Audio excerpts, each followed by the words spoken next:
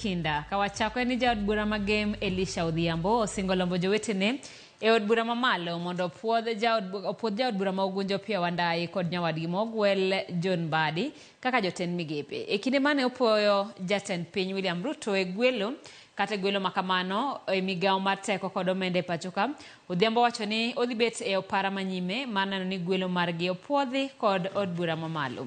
Olero ni yiero mar jatend piny mar gwelo jood bura go en ranyisi makare kendo biro jiwo winjruok kod achiel e pachoka ka omedo ni ma biro miyo jo Kenya bedo gi duol e telo ma pachoka. Odhiambo ne loso kinde limbe mar skul sekondar ma Nyawara e kar chung' od bura ma Gem ka olero ni migepe go dongo kendo biro konyo kelo lokruok. Wandayi gi Mbadi tich.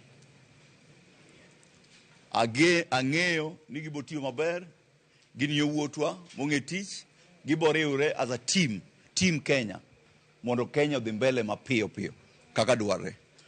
For the first time in history mar joluo, kwa yudo joluo ariyo, achiel motere treasury to moro motere energy. The last energy minister mane jaluo neno Chila Yako gi the prime minister Ramogi Odinga.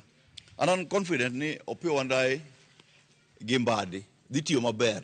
And let remember ni gidhi tiyo kaka team, ochal team mpira. Ka team oloyo to team te oloyo. Ok inyal wacho ng'ato achiel otiyo maber malo jomoko. So mondo president omigi tijno, nyaka bino ng'iyo competence margi. Bong'ene gi nyalo.